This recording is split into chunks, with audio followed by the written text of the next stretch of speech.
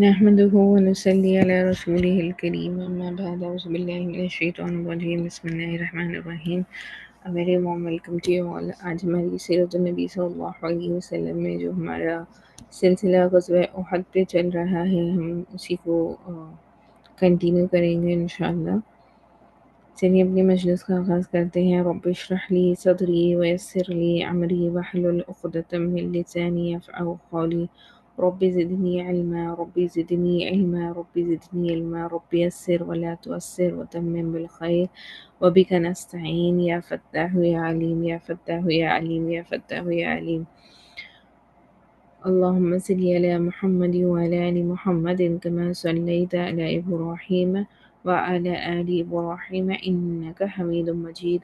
اللهم بارك على محمد وعلى آل محمد كما باركت على إبراهيم وعلى آل إبراهيم إنك حميد مجيد.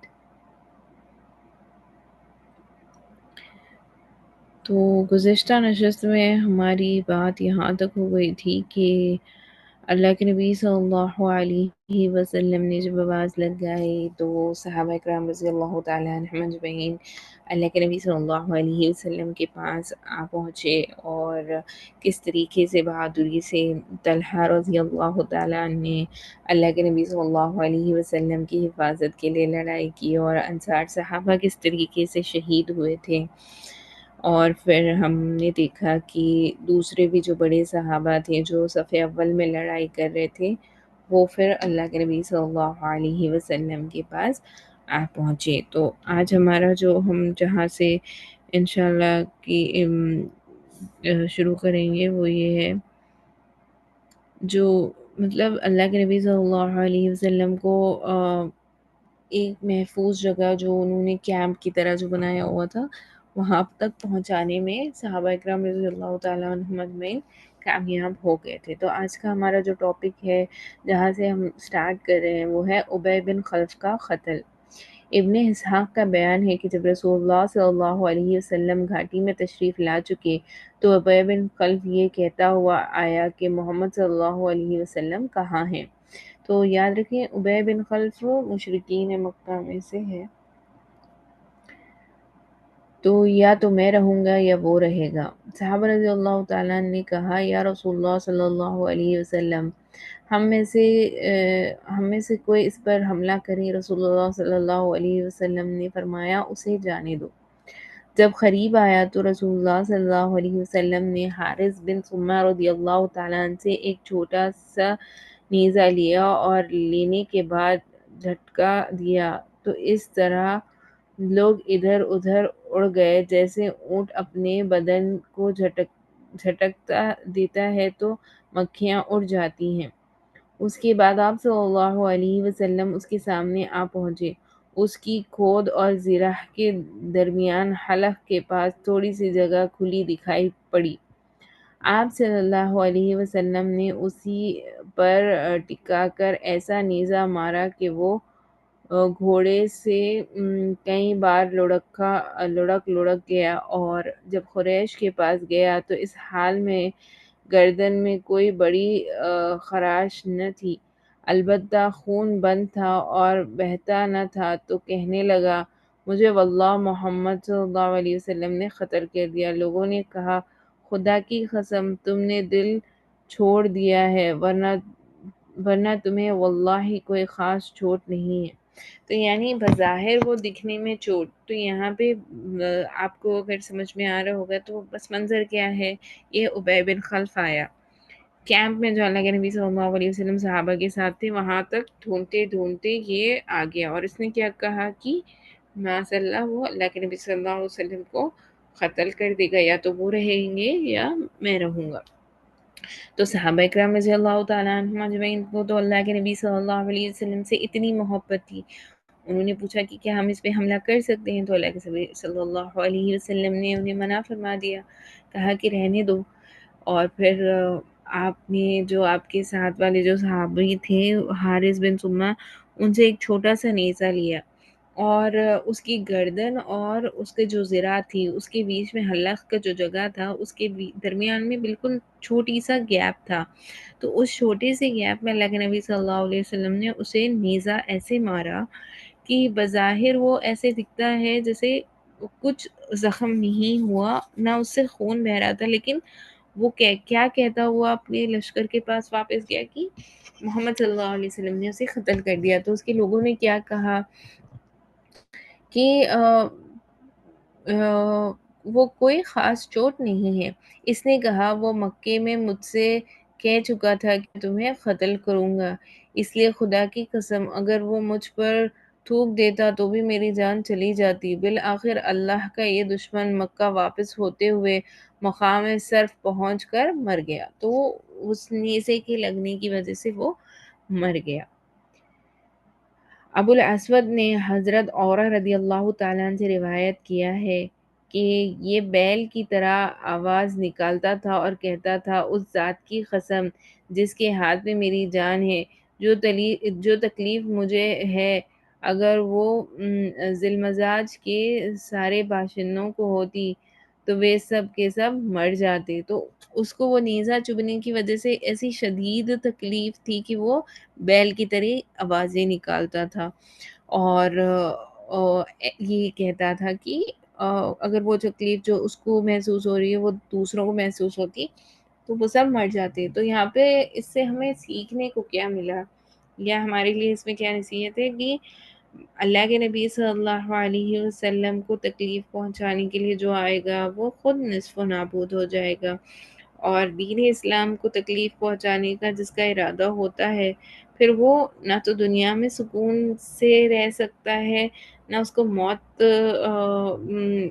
سکون دے سکتی ہے، وہ جہنم میں جائے گا۔ یعنی ہر وہ شخص جو دین اسلام میں اللہ کے نبی صلی اللہ علیہ وسلم کو تکلیف پہنچانے کا ارادہ رکھتا ہے پھر اس کا ٹھکانہ جہنم ہوگی۔ اس کے بعد ہمارا جو اگلا عنوان ہے وہ ہے حضرت طلحہ رضی اللہ تعالیٰ نبی صلی اللہ علیہ وسلم کو اٹھاتے ہیں۔ پہاڑ کی طرف نبی صلی اللہ علیہ وسلم کی واپسی کے دوران ایک چٹان آ گئی۔ آپ صلی اللہ علیہ وسلم نے اس پہ چڑھنے کی کوشش کی مگر چڑھ نہ سکے، کیونکہ ایک تو آپ صلی اللہ علیہ وسلم کا بدن بھاری ہو چکا تھا، دوسرا آپ صلی اللہ علیہ وسلم نے دوہری زرہ پہن رکھی تھی، اور پھر آپ صلی اللہ علیہ وسلم کو سخت چوٹیں بھی آئی تھی، جیسے ہم نے پیچھے پڑھا نا آپ کی رخسار مبارک پہ بھی انہوں نے ایسے چبا دیا تھا، تو وہاں پر بھی اللہ کے نبی صلی اللہ علیہ وسلم کو زخم آیا تھا، اور اللہ کے نبی صلی اللہ علیہ وسلم کو ان مشرکین کی طرف سے کافی زخم آئے تھے۔ لہٰذا حضرت طلحہ رضی اللہ تعالیٰ عنہ بن عبید اللہ نیچے بیٹھ گئے اور آپ صلی اللہ علیہ وسلم کو کاندھوں پر اٹھا کر کھڑے ہو گئے۔ اس طرح آپ صلی اللہ علیہ وسلم چٹان پر پہنچ گئے اور آپ صلی اللہ علیہ وسلم نے فرمایا طلحہ رضی اللہ تعالیٰ نے جنت واجب کر لی۔ یہ ابن ہشام کی روایت ہے۔ مشرکین کا آخری حملہ، تو یہاں پر اگلا ہمارا جو عنوان ہے وہ ہے مشرکین کا آخری حملہ۔ جب رسول اللہ صلی اللہ علیہ وسلم گھاٹی کے اندر اپنی قیادت گاہ میں پہنچ گئے تو مشرکین نے مسلمانوں کو زخم پہنچانے کی آخری کوشش کی۔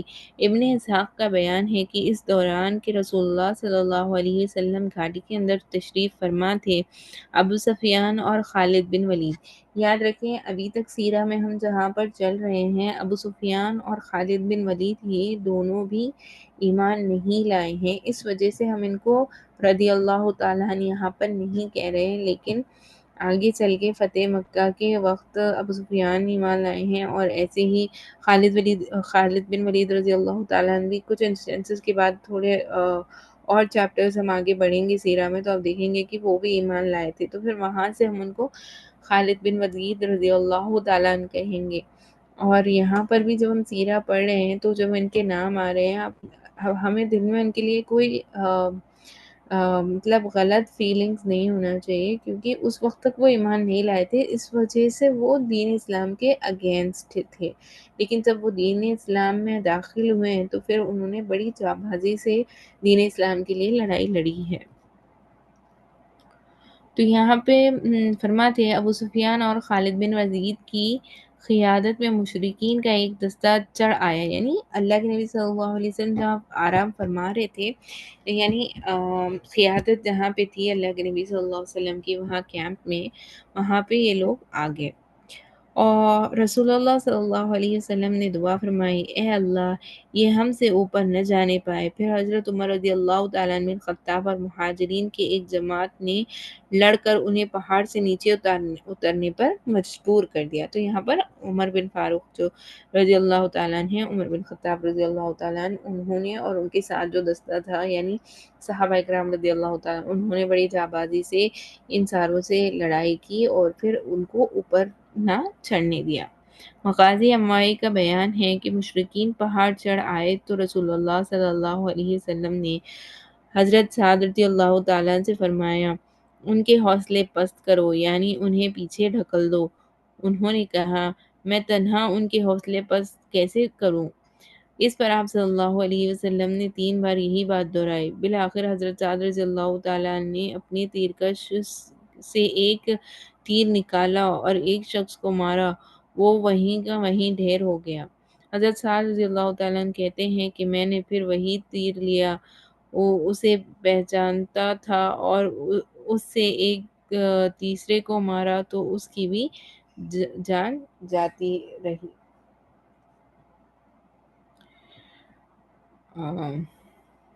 اس کے بعد مشرکین نیچے اتر گئے۔ میں نے کہا یہ مبارک تیر ہے، پھر میں نے اسے اپنی تیرکش میں رکھ لیا۔ یہ تیر زندگی بھر حضرت سعد رضی اللہ تعالیٰ عنہ کے پاس رہا، ان کے بعد ان کی اولاد کے پاس رہا۔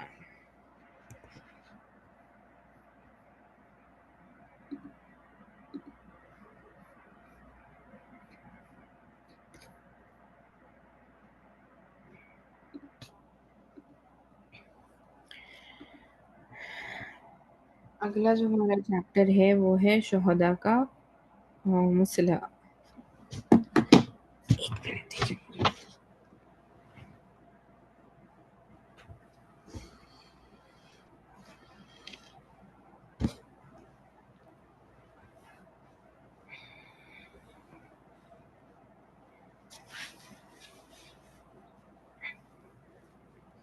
تو ہمارا جو اگلا چیپٹر ہے وہ ہے شہداء کا مسئلہ۔ یہ آخری حملہ تھا جو مشرکین نے نبی صلی اللہ علیہ وسلم کے خلاف کیا تھا۔ چونکہ انہیں آپ صلی اللہ علیہ وسلم کے انجام کا صحیح علم نہ تھا، بلکہ آپ صلی اللہ علیہ وسلم کی شہادت کا تقریباً یقین تھا، اس لیے انہوں نے اپنی کیمپ کی طرف پلٹ کر مکہ واپسی کی تیاری شروع کر دی۔ تو جیسے ہم نے دیکھا تھا کہ یہاں پر بات پھیلی تھی نا کہ معاذ اللہ کے نبی صلی اللہ علیہ وسلم قتل کر دیے گئے ہیں، تو وہ بات پر انہوں نے اعتماد کیا اور وہ پیچھے ہٹنے لگے۔ کچھ مشرکین مرد اور عورتیں مسلمان شہداء کے مسئلے میں مشغول ہو گئی، یعنی شہیدوں کی شرمگاہیں اور ناک کان وغیرہ کاٹ لیے، پیٹ چیر دیے۔ ہند بن عتبہ نے حضرت حمزہ رضی اللہ تعالیٰ عنہ کا کلیجہ چاک کر دیا اور منہ میں ڈال کر چبایا اور نگلنا چاہا، لیکن نگل نہ سکی تو تھوک دیا اور کاٹے ہوئے کانوں اور ناکوں کا پازیب اور ہار بنایا۔ دیکھیں ہمارے صحابہ رضی اللہ تعالیٰ عنہم اجمعین نے کیسی کیسی قربانیاں دی ہیں۔ ان کی شہید شدہ جو جسم تھے ان سے بھی آنکھوں کو نکال لیا گیا، کانوں کو کٹ کر دیا گیا۔ حضرت حمزہ رضی اللہ تعالیٰ عنہ کی تو کلیجہ تک نکال کر چبایا گیا۔ تو اسی لیے حضرت حمزہ رضی اللہ تعالیٰ عنہ کو سید الشہداء کہا جاتا ہے، سید الشہداء۔ یہ آپ کو یاد ہونا چاہیے کہ سید الشہداء کسے کہا جاتا ہے۔ صحابہ اکرام رضی اللہ تعالیٰ عنہم اجمعین میں حضرت حمزہ رضی اللہ تعالیٰ عنہ کو انہیں سید الشہداء کہا جاتا ہے۔ آگے دیکھتے ہیں، آخر تک جنگ لڑنے کے لیے مسلمانوں کی متصدی، یعنی پھر اس آخری وقت میں ایسے واقعات پیش آئیں جن سے یہ اندازہ لگانا مشکل نہیں کہ جان باز و سرفرموش مسلمان آخر تک جڑ لڑنے کے لیے کس قدر مستعد تھے، اور اللہ کی راہ میں جان دینے کا کیسا واولہ خیز جذبہ رکھتے تھے۔ سب سے پہلے یہاں پر جو بات آتی ہے وہ ہے حضرت کعب رضی اللہ تعالیٰ بن مالک۔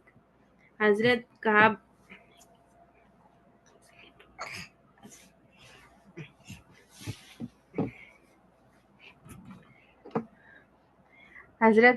رضی اللہ تعالیٰ بن مالک کا بیان ہے کہ میں ان مسلمانوں میں تھا جو گھاٹی سے باہر آئے تھے۔ میں نے دیکھا کہ مشرکین کے ہاتھوں مسلمان شہداء کے مسلح کیا گیا۔ مسلح کا آپ کو پتہ چل گیا ہوگا، مسلح کا مطلب یہ ہے کہ ان کے آنکھ ناک کاٹ دیے گئے اور پھر ان کانوں کا اور آنکھوں کا ہار بنا کر پہنا گیا نا، اس کو کہا جا رہا ہے۔ کیا جا رہا تھا تو رک گیا، پھر آگے بڑھا، کیا دیکھتا ہوں کہ ایک مشرک جو بھاری بھرکم زرہ میں ملبوس تھا شہیدوں کے درمیان سے گزر رہا ہے اور کہتا جا رہا ہے کہ کٹی ہوئی بکریوں کی طرح ڈھیر ہو گئے، اور ایک مسلمان اس کی راہ تک رہا ہے، وہ بھی زرہ پہنے ہوئے ہے۔ میں چند قدم اور بڑھ کر اس کے پیچھے ہو لیا، پھر کھڑے ہو کر آنکھوں میں مسلمان اور کافر کو تلنے لگا۔ محسوس ہوا کہ کافر اپنی دیل ڈول اور ساز و سامان دونوں لحاظ سے بہتر ہے، یعنی ان کے پاس کافی ساز و سامان تھا نا، مشرکین کے پاس وہ یعنی جنگی ساز و سامان مشرکین کے پاس زیادہ تھا، اور ان کی تیاری ہمیشہ جنگ میں زیادہ ان کے پاس چیزیں ہوتی تھی۔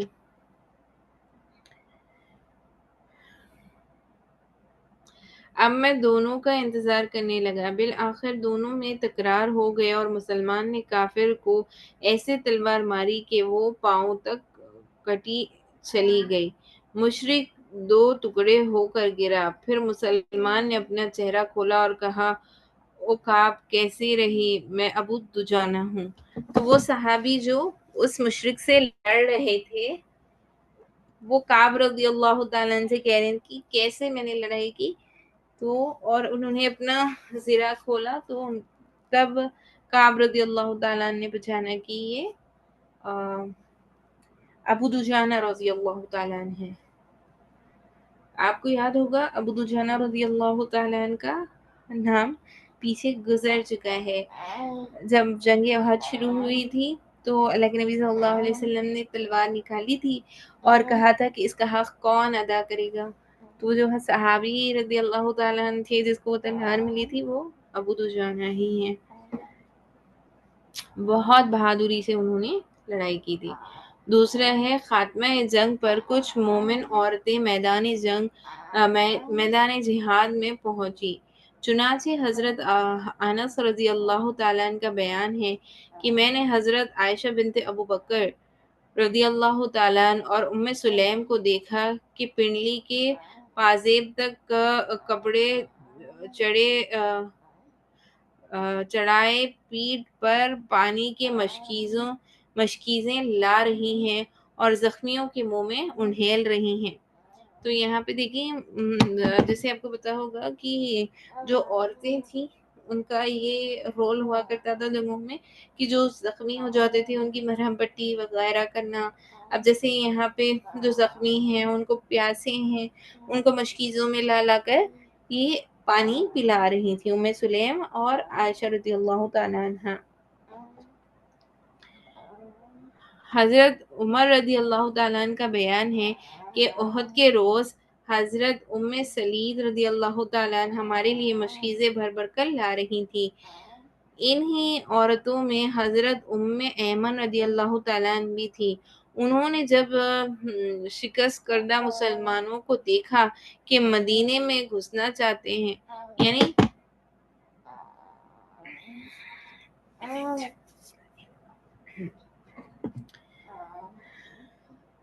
جب انہوں نے دیکھا تو ان کے چہروں پر مٹی پھینکنے لگی اور کہنے لگی یہ سوٹ کاٹنے کا تکلا لو اور ہمیں تلوار دو۔ اس کے بعد تیزی سے میدان جنگ پہنچی اور زخمیوں کو پانی پلانے لگی۔ ان پر حبان بن ارقا نے تیر چلایا، وہ گر پڑیں اور پردہ کھل گیا۔ اس پر اللہ کے اس دشمن نے بھرپور قہقہا لگایا۔ رسول اللہ صلی اللہ علیہ وسلم سے یہ بات گیران گزری اور آپ صلی اللہ علیہ وسلم نے حضرت سعد بن ابی وقاص رضی اللہ تعالیٰ عنہ کو ایک بغیر آنی کے تیر دے کر فرمایا اسے چلاؤ۔ حضرت سعد رضی اللہ تعالیٰ نے چلایا تو وہ تیر حبان کے حلق پر لگا اور وہ چت گر گیا اور اس کا پردہ کھل گیا۔ اس پر رسول اللہ صلی اللہ علیہ وسلم اس طرح ہنسے کہ جبڑے کے دانت دکھائی دینے لگے۔ فرمایا سعد رضی اللہ تعالیٰ عنہ ام ایمن رضی اللہ تعالیٰ عنہا کا بدلہ لے چکا، اللہ ان کی دعا قبول کرے۔ یعنی ام ایمن رضی اللہ تعالیٰ عنہ کو شہید کیا، ان کا پردہ چاک کیا اس مشرک نے، تو سعد رضی اللہ تعالیٰ عنہ نے پھر تیر چلا کر ان کو ڈھیر کر دیا نا، تو اللہ کے نبی صلی اللہ علیہ وسلم کے چہرے پر مسکان آئی اور آپ کے دانت مبارک دکھنے لگے رخسار پر۔ یہ بتایا گیا ہے یہاں پر۔ ہمارا اگلا چیپٹر ہے گھاٹی میں قرار یابی کے بعد۔ جب رسول اللہ صلی اللہ علیہ وسلم نے گھاٹی کے اندر اپنی خیام گاہ میں ذرا قرار پا لیا تو حضرت علی بن ابی طالب رضی اللہ تعالیٰ عنہ محراج سے اپنی ڈھال میں پانی بھر لائے، اور کہا جاتا ہے کہ محراج پتھر میں بنا ہوا وہ گھڑا ہوتا ہے جس میں زیادہ سے پانی آ سکتا ہو، اور کہا جاتا ہے کہ یہ احد میں ایک چشمے کا بھی نام تھا۔ جو مرحاض جو یہاں پہ بتایا جا رہا ہے، جس میں علی رضی اللہ تعالیٰ عنہ پانی لے آئے تھے اللہ کے نبی صلی اللہ علیہ وسلم کے لیے، وہ مرحاض کیا ہے؟ مرحاض یا تو پانی لانے کا مشکیزہ ہے، وہ پتھر کا بنا ہوا ہو سکتا ہے، یا پھر یہ بھی بتایا جاتا ہے کہ وہاں پر ایک وادی کی طرح جہاں سے پانی لیا جا سکتا تھا، وہاں اس کا بھی نام مرحاض تھا احد میں، یہ بتایا جا رہا ہے یہاں پر۔ اس کے بعد آگے کیا ہے؟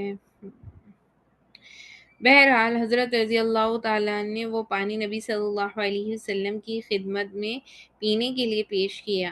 آپ صلی اللہ علیہ وسلم نے قدر ناگوار بو محسوس کی، اس لیے اسے پیا تو نہیں، البتہ اس سے چہرے کا خون دھو لیا اور سر پر بھی ڈال لیا۔ اس حالت میں آپ صلی اللہ علیہ وسلم فرما رہے تھے اس شخص پر اللہ کا سخت عذاب ہو جس نے اس کے نبی صلی اللہ علیہ وسلم کے چہرے کو خون آلود کیا۔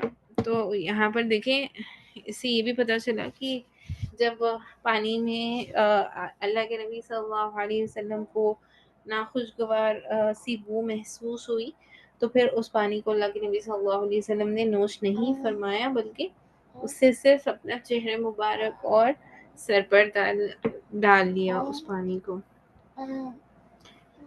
حضرت سہل رضی اللہ تعالیٰ عنہ فرماتے ہیں مجھے معلوم ہے کہ رسول اللہ صلی اللہ علیہ وسلم کا زخم کس نے دھویا، پانی کس نے بہایا اور علاج کس چیز سے کیا گیا۔ آپ صلی اللہ علیہ وسلم کے لخت جگر حضرت فاطمہ رضی اللہ تعالیٰ عنہ آپ صلی اللہ علیہ وسلم کا زخم دھو رہی تھیں اور حضرت علی رضی اللہ تعالیٰ عنہ پانی ڈال رہے تھے، ڈھال سے پانی بہا رہے تھے۔ جب حضرت فاطمہ رضی اللہ تعالیٰ عنہ نے دیکھا کہ پانی کے سبب خون بڑھتا ہی جا رہا ہے تو چٹائی کا ایک ٹکڑا لیا اور اسے جلا کر چپکا دیا، جس سے خون رک گیا۔ ادھر حضرت محمد بن مسلمہ رضی اللہ تعالیٰ عنہ میٹھا اور خوش ذیاح پانی لے آئے۔ نبی صلی اللہ علیہ وسلم نے نوش فرمایا نبی صلی اللہ علیہ وسلم نے نوش فرمایا اور دعائے خیر دی۔ زخم کے اثر سے نبی صلی اللہ علیہ وسلم نے ظہر کی نماز بیٹھے بیٹھے پڑھی، اور صحابہ کرام رضی اللہ تعالیٰ عنہ نے بھی آپ صلی اللہ علیہ وسلم کے پیچھے بیٹھ ہی کر نماز ادا کی۔ تو ان کا تو معمول تھا نا صحابہ رضی اللہ تعالیٰ عنہ مجمعین کا، جو اللہ کے نبی کرتے ہیں پھر آپ وہی چیز کرنے لگتے۔ تو یہاں پر وہی بتایا گیا ہے۔ دیکھتے ہیں ہمارا نیکسٹ ٹاپک کتنا ہے۔ انشاءاللہ چلیے ایک اور ٹاپک کر لیتے ہیں، پھر انشاءاللہ ہم اپنی مجلس کو وہ کر لیں گے۔ اگلا ہمارا ٹاپک ہے ابو سفیان کی شامت اور حضرت عمر رضی اللہ تعالیٰ عنہ سے دو باتیں۔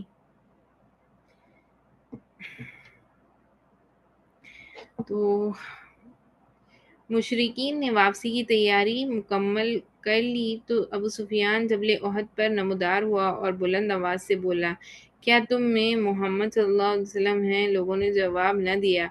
اس نے پھر کہا، کیا تم میں ابو الحفا کے بیٹے ابو بکر ہیں؟ لوگوں نے جواب نہ دیا۔ اس نے پھر سوال کیا، کیا تم میں عمر رضی اللہ تعالیٰ عنہ خطاب ہے؟ لوگوں نے اب کی مرتبہ جواب نہ دیا۔ لوگوں نے اب کی مرتبہ بھی جواب نہ دیا، کیونکہ نبی صلی اللہ علیہ وسلم نے صحابہ کرام رضی اللہ تعالیٰ عنہ کو اس کا جواب دینے سے منع فرما دیا تھا۔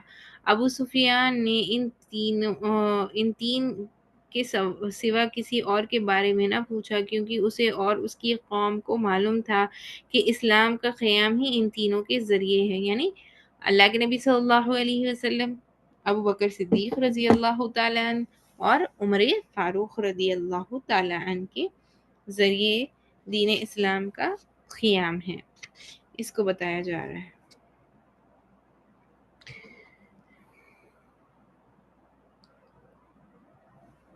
بہرحال جب کوئی جواب نہ ملا تو اس نے کہا، چلو ان تینوں سے فرصت ہوئی۔ یہ سن کر حضرت عمر رضی اللہ تعالیٰ عنہ بے قابو ہو گئے اور بولے، او اللہ کے دشمن، جن کا تو نے نام لیا ہے وہ سب زندہ ہیں، اور ابھی اللہ نے تیری رسوائی کا سامان باقی رکھا ہے۔ اس کے بعد ابو سفیان نے کہا، تمہارے مقتولین کا مسلح ہوا ہے، لیکن میں نے نہ اس کا حکم دیا تھا اور نہ اس کا برا ہی منایا ہے۔ پھر نعرہ لگایا، حبل بلند ہو۔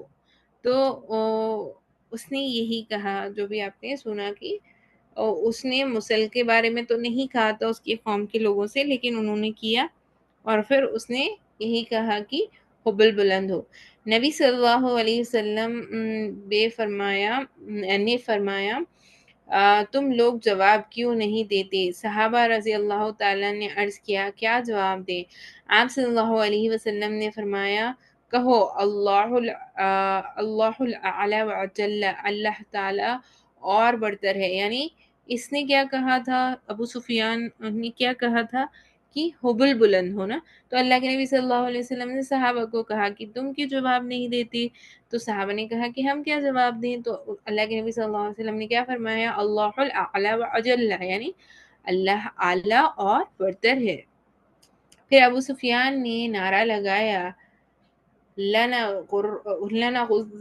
عزا ولا عزا لکم، ہمارے لیے عزا ہے اور تمہارے لیے عزا نہیں۔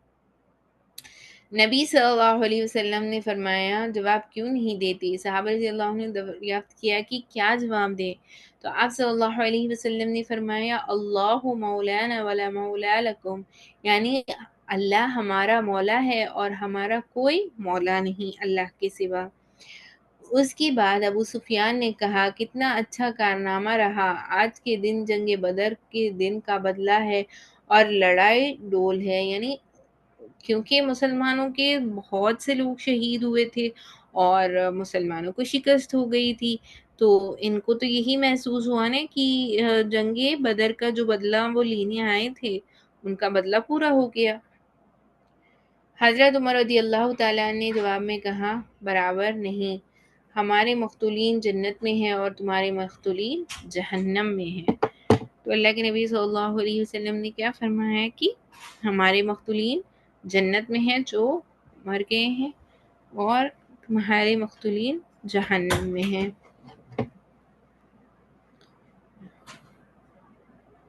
اس کے بعد ابو سفیان نے کہا عمر میرے قریب آؤ۔ رسول اللہ صلی اللہ علیہ وسلم نے فرمایا جاؤ دیکھو کیا کہتا ہے۔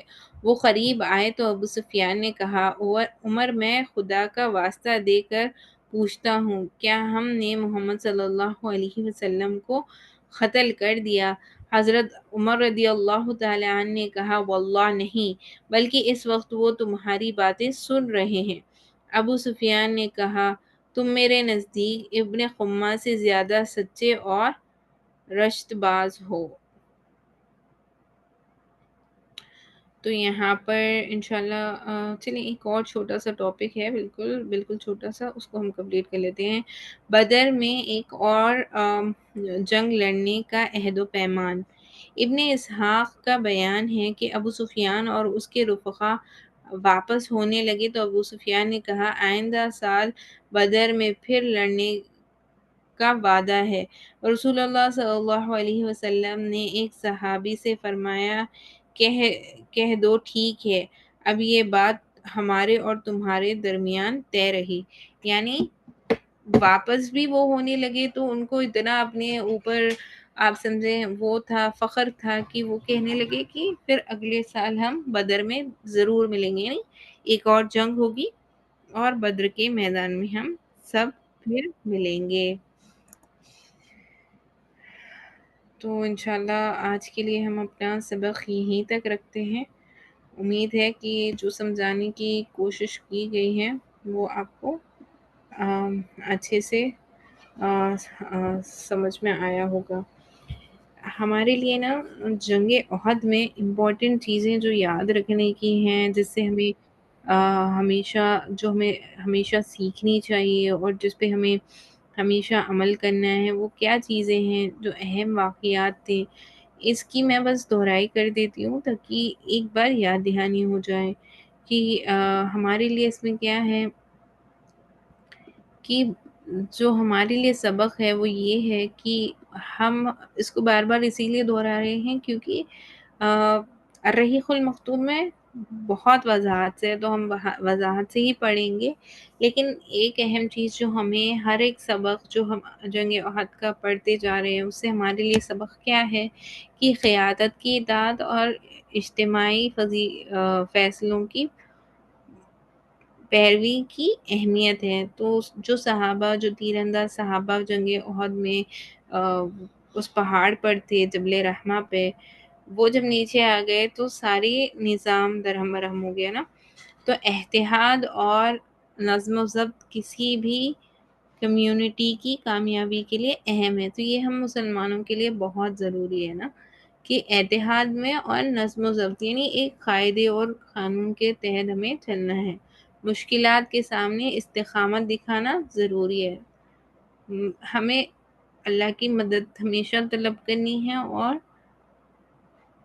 کبھی بھی دشمن سے ڈر کر پیٹھ موڑ کر نہیں بھاگنا ہے نا۔ یہی ہمیں سیکھ ملتی ہے کہ چاہے کوئی بھی پریشانی آ جاؤ، ہم اللہ سے ہمیشہ اپنے آپ کو رجوع رکھیں گے، مشکل وقت میں اللہ پر بھروسہ رکھیں گے اور ماضی کی غلطیوں سے سبق حاصل کریں گے اور بہتر عمل کریں گے۔ یہ سارے ہمارے لیے نقطات ہیں جو ہم اپنے آپ کے لیے جس پر عمل کر سکتے ہیں۔ امید ہے کہ ہم سب کے لیے جو پڑھا گیا، جو سمجھانے کی کوشش کی گئی، وہ آپ کو اچھے سے سمجھ میں آ گیا ہوگا۔ انشاءاللہ ہماری ملاقات اگلی نشست میں اگلے ہفتے ہوگی سیرہ کے حوالے سے۔ انشاءاللہ کل ہماری کلاس ہوگی تفسیر کے حوالے سے، انشاءاللہ سورہ حمزہ جو ہمارا ہے وہ ہوگی۔ جیسے کہ آپ سب نے طے کیے کہ ہفتے میں 2 ہی کلاسز ہو، ایک دن سیرہ کی کلاس ہوگی اور ایک دن تفسیر کی کلاس ہوگی۔ تو سیرہ کی کلاس جیسے آج آپ کے مارننگ ہوئی، سیٹرڈے مارننگ، تو سنڈے مارننگ انشاءاللہ تفسیر کی کلاس ہوگی.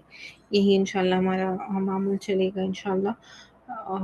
جزاک اللہ خیرا کثیرا وآخر الدعوانا ان الحمد للہ رب العالمین. سبحان اللہ بحمدہ سبحانک اللہم بحمدک نشہد ان لا الہ الا انت نستغفرک ونتوب الیک.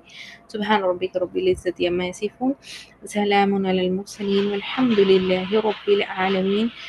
اللہ سبحانہ وتعالیٰ سے یہ دعا ہے کہ ہمارے جڑنے کو، پڑھنے کو اور آپ کے جڑنے کو تمام کو اللہ سبحانہ وتعالیٰ قبول فرمائے، اور اس کو ہم سب کے لیے کل آخرت میں نجات کا سبب بنائے. آمین یا رب العالمین. وآخر دعوانا الحمد للہ رب العالمین.